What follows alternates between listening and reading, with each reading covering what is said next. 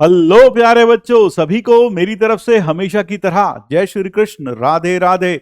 तो welcome to another amazing session of cheat series on vectors. यानी कि आज इस लेक्चर में, आज इस छोटे से डिस्कशन में हम क्या क्या चीजें आपको बताने वाले हैं।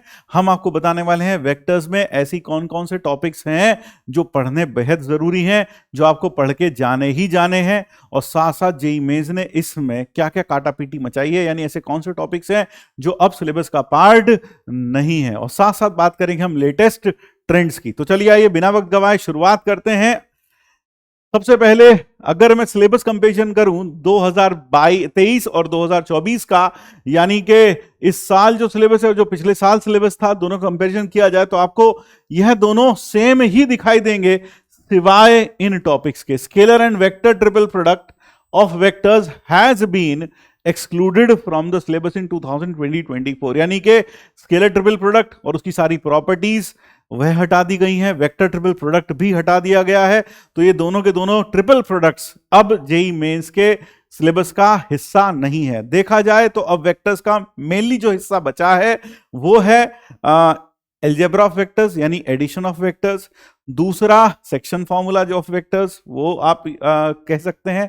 साथ साथ में डॉट प्रोडक्ट और क्रॉस प्रोडक्ट, इसके ऊपर डेफिनेटली बहुत सारे सवाल बनाए जा सकते हैं, बने भी हैं, और जेईई मेंस 2023 में इसके ऊपर भर भर के सवाल आए। किसके ऊपर? डॉट प्रोडक्ट और क्रॉस प्रोडक्ट ऑफ वेक्टर्स के ऊपर, खासकर लैग्रेंज आइडेंटिटी। लैग्रेंज आइडेंटिटी आपको मालूम होगा, ए क्रॉस बी के मॉड का होल स्क्वायर बराबर होता है ए का स्क्वायर बी का square minus A dot B का होल स्क्वायर। इसके ऊपर बहुत सारे प्रॉब्लम्स जेईई मेंस में देखने को मिले थे 2023 में। तो इस बार भी यह उम्मीद की जाती है कि आपको काफी सारे प्रॉब्लम्स डॉट और क्रॉस प्रोडक्ट से देखने को मिलेंगे, और साथ साथ अलजेब्रा ऑफ वेक्टर्स से भी। तो आइए देख लेते हैं जरा एक बार पूरे का पूरा analysis of questions that have come from 2019 to 2023। यानी इन 5 वर्षों में वेक्टर से किन टॉपिक्स में से कितने परसेंटेज प्रॉब्लम्स आए हैं। तो अगर हम बात करें सबसे पहले स्केलर प्रोडक्ट ऑफ 2 वेक्टर से 28%, और फिर उसके बाद वेक्टर प्रोडक्ट ऑफ 2 वेक्टर्स से, वेक्टर प्रोडक्ट ऑफ 2 वेक्टर से 25%, और वेक्टर प्रोडक्ट ऑफ 2 वेक्टर से 25% प्रॉब्लम्स आए हैं, आपको यहां देखने को मिलेंगे। वेक्टर प्रोडक्ट ऑफ 2 वेक्टर से 25, यानी दैट मेक्स इट लगभग 53% प्रॉब्लम्स तो यहीं से आ गए, 53%। Scalar triple product, mixed product, coplanarity, इसे 26% आते थे, अब ये 26% हमारे सिलेबस में से हट गया है। अब जब यह टॉपिक्स हट गए हैं तो यह 26% जो है वो डेफिनेटली इन दोनों के बीच में डिस्ट्रीब्यूट होगा। वेक्टर ट्रिपल प्रोडक्ट है ना, वेक्टर ट्रिपल प्रोडक्ट से 11%, अब यह भी हट गया है हमारे सिलेबस से, तो यह 11% भी यहां से फ्री हो गया, तो 37%। फिर linear combination, linear dependence, independence, ये लगभग 6% आता था। Reciprocal system of vectors and application of vectors, ये 4% आता था। ये अभी भी वैसे का वैसा बना हुआ है, 10 के करीब, है ना। तो अब आप कह सकते हैं कि यहाँ जो 37% है, यह 37% जो प्रॉब्लम्स थे अब वो डेफिनेटली डिस्ट्रीब्यूट होंगे। एक चीज और बता दें, ऐसी भी शिफ्ट थी जिसमें वेक्टर्स के एक नहीं 2 सवाल भी पूछे गए हैं, ऐसी भी शिफ्ट थी। तो ये चैप्टर रियली इंपॉर्टेंट है from the JEE mains point of view. अब जो सवाल ज्यादातर पूछे जाएंगे वो स्केलर और वेक्टर प्रोडक्ट से पूछे जाएंगे, और साथ साथ उसके एप्लीकेशन से। तैयार रहिएगा। स्केलर प्रोडक्ट और उसकी प्रॉपर्टीज, वेक्टर प्रोडक्ट और उसकी प्रॉपर्टीज, जैसे कि वेक्टर प्रोडक्ट में ज्योमेट्रिकल इंटरप्रिटेशन, जैसे vector product gives you the magnitude of vector product gives you the area of parallelogram found by the 2 vectors. Magnitude of the vector product of 2 vectors by 2 gives you the area of triangle as adjacent sides of a triangle, है ना, gives you the area of triangle formed by the 2 vectors as adjacent sides। और इसी तरीके से आपको साथ साथ अगर 2 वेक्टर्स पैरेलल हैं तो एक वेक्टर दूसरे का स्केलर मल्टीपल होना चाहिए, that is A vector is equal to lambda times B vector.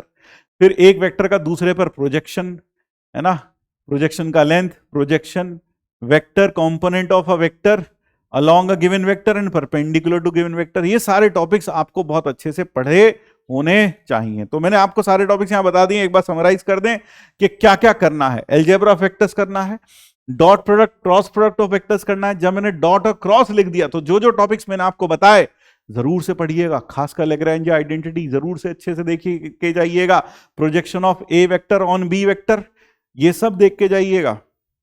Formula आपको याद होने चाहिए, उसके बिना काम नहीं चलने वाला। Lagrange identity, projection of vector, equation of line in vector form, तो these are must to do topics. और फिर जो टॉपिक्स थोड़े कम इंपॉर्टेंट हैं लेकिन फिर भी अगर समय है तो आपको कर लेना चाहिए, वेक्टर इक्वेशंस, है ना। कई बार क्या होता है, वेक्टर इक्वेशन का मतलब क्या है, कई बार आपको एक अननोन वेक्टर एक्स दे दिया जाएगा एक वेक्टर इक्वेशन को सेटिस्फाई करते हुए, और आपको उस वेक्टर की वैल्यू बतानी होगी। तो वेक्टर इक्वेशंस के ऊपर भी एक आध प्रॉब्लम एक्सपेक्टेड है, शायद कहीं पूछ लिया जाए किसी शिफ्ट में। Distance between parallel lines using vector product, याद रखिएगा दो पैरेलल लाइंस के बीच का डिस्टेंस जब दोनों लाइंस की इक्वेशन वेक्टर फॉर्म में दे रखी हो, हम उसे वेक्टर प्रोडक्ट से भी निकाल सकते हैं और स्केलर प्रोडक्ट से भी निकाल सकते हैं।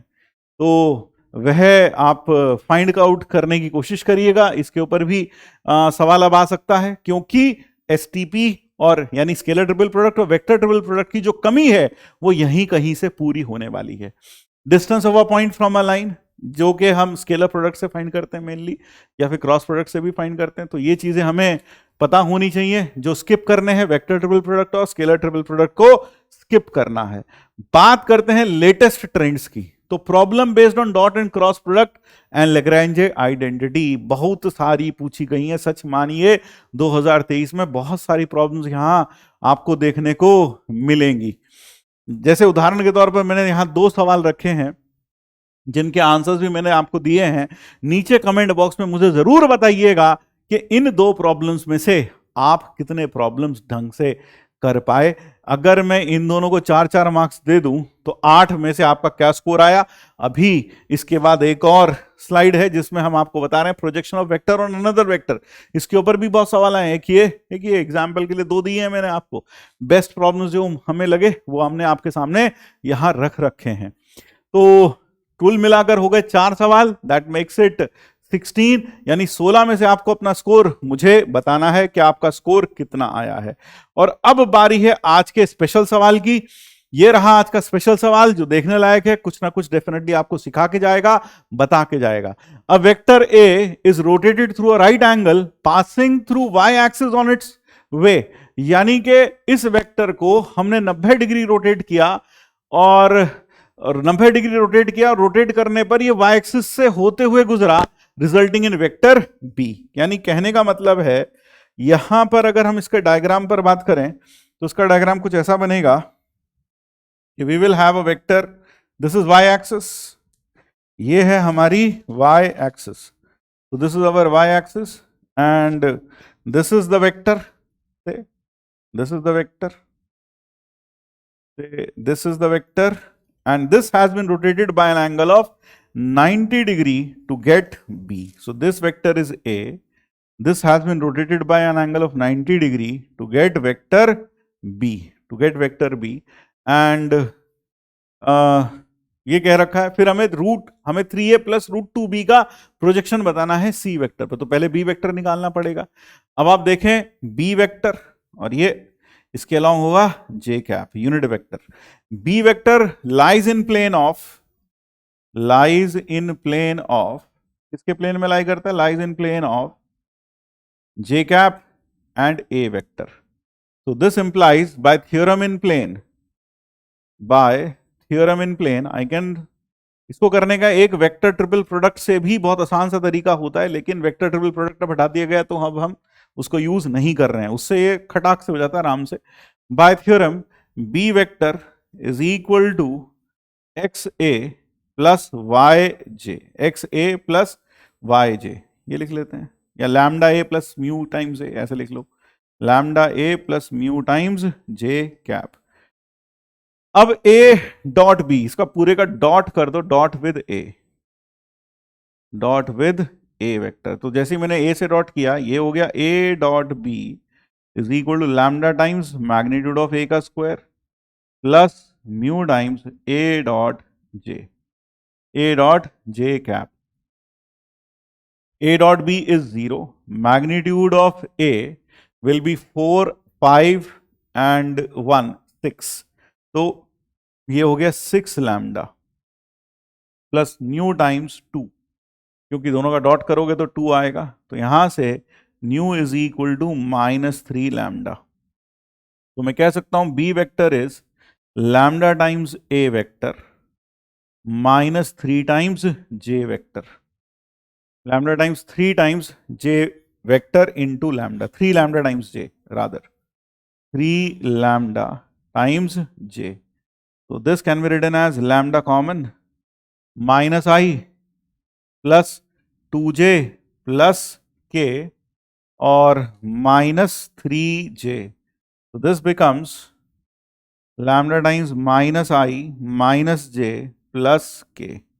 ये आ गया अपने पास बी वेक्टर, लेकिन अभी भी बी वेक्टर में एक अननोन है which is nothing but lambda. ये लैम्डा कैसे निकालेंगे? देखिए, जब किसी वेक्टर को रोटेट करते हैं तो उसका लेंथ चेंज नहीं होता है, तो magnitude of B is equal to magnitude of A, या यूं कहूं कि इसका स्क्वायर, तो लैम्डा स्क्वायर इंटू 3, क्योंकि इसका मैग्नीट्यूड तो 3 आ रहा है, 1 2 3 स्क्वायर करेंगे तो, और उसका मैग्नीट्यूड कितना आया था? उसका मैग्नीट्यूड आया था √6, यानी कि 6, √6 का 6 हो गया, तो lambda square is equal to 2। तो लैम्डा की दो वैल्यू आ गई, -√2 और +√2।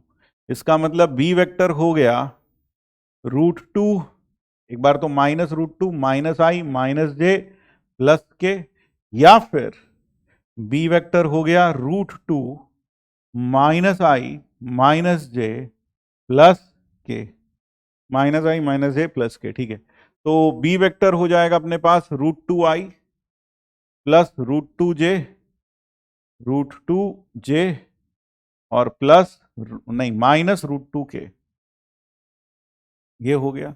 या फिर बी वेक्टर बिकम्स, या फिर बी वेक्टर क्या हो जाएगा? -√2i -√2j प्लस √2k, ये हो गया।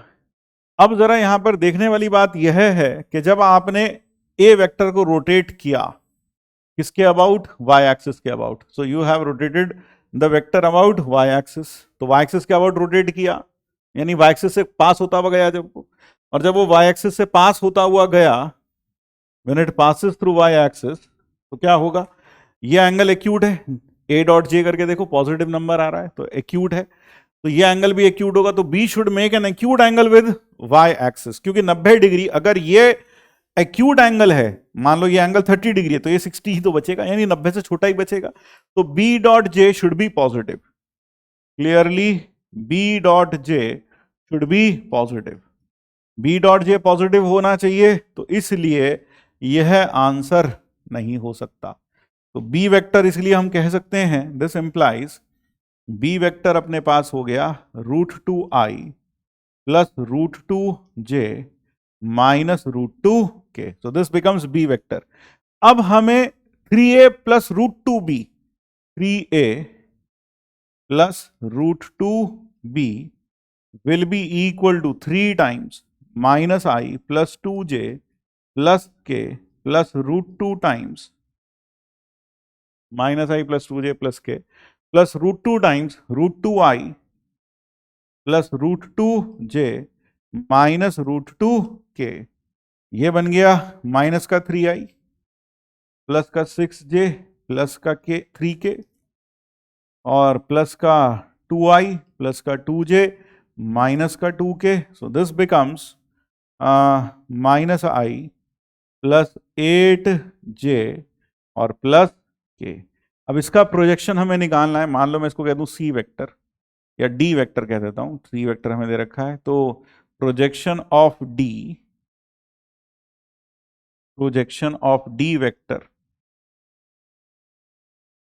on C vector, that will be nothing but C dot D by mod C, C dot D minus I plus 8j plus k dot with D 5 4 3 5